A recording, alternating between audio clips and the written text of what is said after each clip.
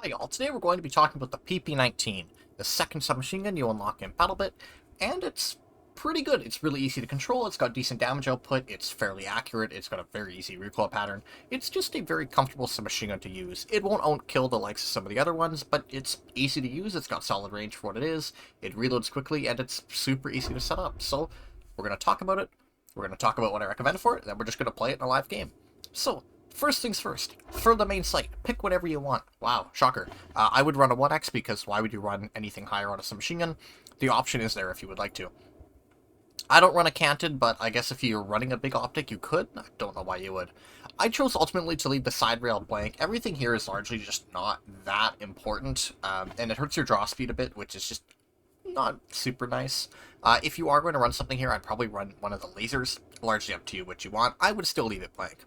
In the barrel slot, I found the long barrel to work the most effectively. I like having a high accuracy stat on my weapons personally, because I like my bullet going where I aim. Other options here include the heavy barrel if you want some more recoil control, the NT4 if you want less vertical recoil, the flash hider is always solid. Most things here are solid. I just like the long barrel the most out of everything. In the underbarrel slot, I actually like the shift short angle the most. It just gives you very good draw speed and just good reload. It's just nice to have. Works super well.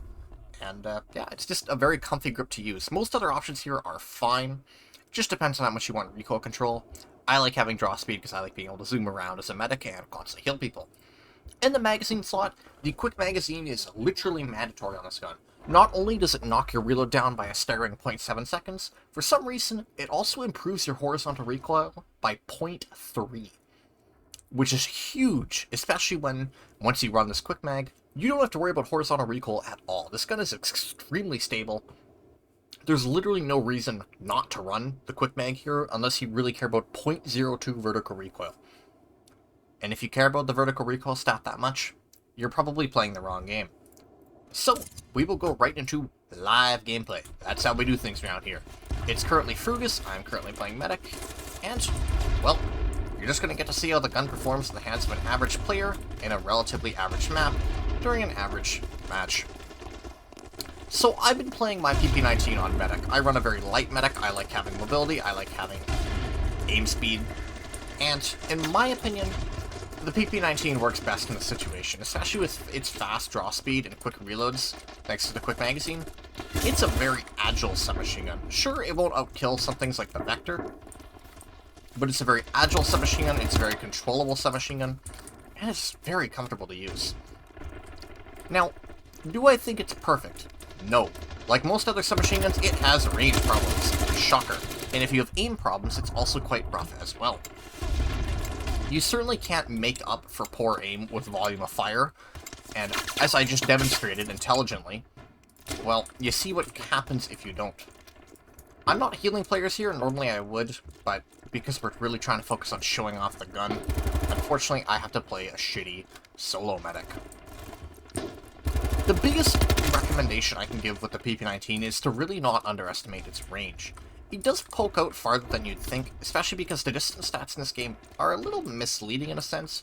Honestly, 100 meters is a lot farther out than you think it is, and a lot of times you can poke people at ranges that you just really think you wouldn't be able to. And this is a good thing. Don't get me wrong, this is a very, very good thing, especially in the PP19's case, because it means that this is a very, very flexible submachine gun that works in pretty much every situation you'd want to throw it at. Unfortunately, it's not as good as sniper rifles at long range. This is probably not a surprising fact, but submachine guns don't fare well at long range, and with how popular sniping and recon is in this game, you're probably going to get your head blown out by sniper rifles quite a few times.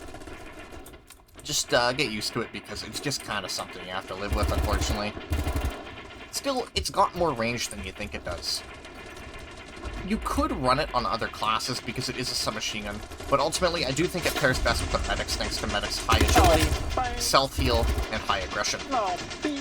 It's just, it feels right on the medic. It feels very well balanced for the medic.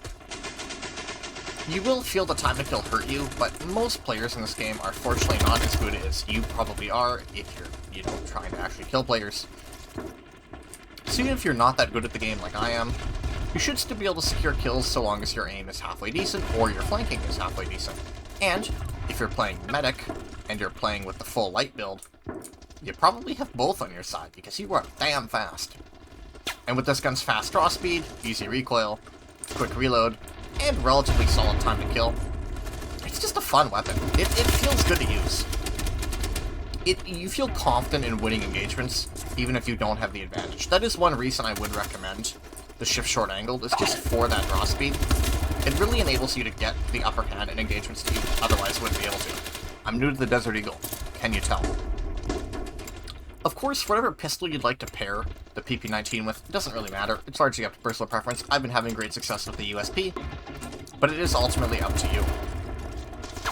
I will note, while I did mention that optics are up to the player, as they always are, I believe that you should use the sight you feel most comfortable with. I've personally found the most lock on the Cobra sight because it doesn't obscure the target as much as something like a red dot next to the cross in the middle. It's personally what I found to be the most effective, especially with the PP19. But it's not, like, mandatory. Pick whatever sight you like. Pick whatever attachments you like. Ultimately, it is your gun, it is your game, it is your playstyle. Figure out what works for you. It's not a great situation for a squad to be in. This is not exactly the ideal... Ow! M200.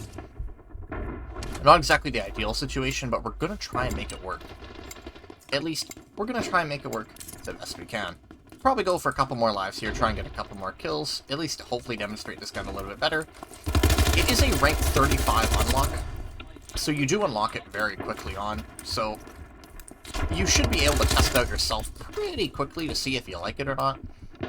But if you're just looking for a submachine gun and you're not really sure which one to start with, I would probably advise going for the Bison. Not the Bison, the PP19. It's just very well balanced.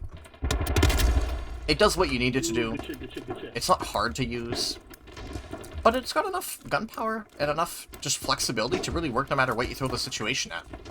It's fun. It's good. I don't actually have a whole lot more to say on it than that. It's just a good submachine gun. So, I want to explain there because I kind of got an opportunity to do it but didn't take it. The reason I wouldn't take a laser on this gun is not only due to the draw speed penalty and the very minor control penalty, but the fact that you can kind of just figure out what a laser does by just getting a feel for where the center of your screen is. It's not like a laser isn't useful, but once you get a feel for where a laser would be, you generally don't need it. It's just not that useful once you get a feel for where it is. And let's be real, you probably don't need a flashlight because who plays night maps? You probably don't need a target detector because just shoot at the enemy and if they're friendly you'll figure that one out real quick. And you probably don't need a rangefinder because it's a submachine gun. If you need a rangefinder on your submachine gun, I am deeply concerned for how you're playing your submachine guns. And I just fucking... I got a little lucky there, honestly. I didn't think I'd walk out of that one. Got a little lucky there as well. There's two of them. It's a fun gun, ain't it? I recommend it a lot. You see why I recommend it? As long as you feel confident in your own skills, the PP19 will probably not let you down. And that probably is a bit of an asterisk. There are times where it just doesn't quite put out enough damage for it to be a perfect option, and it's still a submachine gun, so you're still lacking a little bit of range here and there. But I like it a lot. I highly recommend it. I think it's a lot of fun to use, and honestly, with how early it is to get, there's really no reason you shouldn't pick it up. So, thank you all, and I will see you all again another time. Bye.